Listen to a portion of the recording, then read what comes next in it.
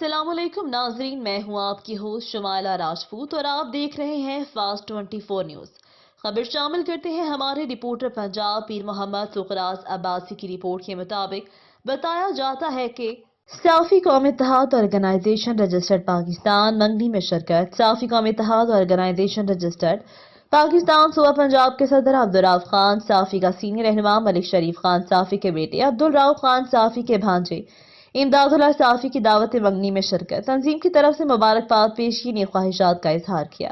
इस मौके पर सीनियर रहनुमा सैयद उमर साफी, मुजाहिद साफी, गुलाम मोहम्मद खान साफी, एहसानुल्लाह खान साफी, बादशाह खान साफी, अब्दुल्ला साफी, वसीम साफी, इस्मत खान साफी, जिला शेखपुर सदर रसूलुल्लाह साफी ने खसूसी तौर पर शिरकत की।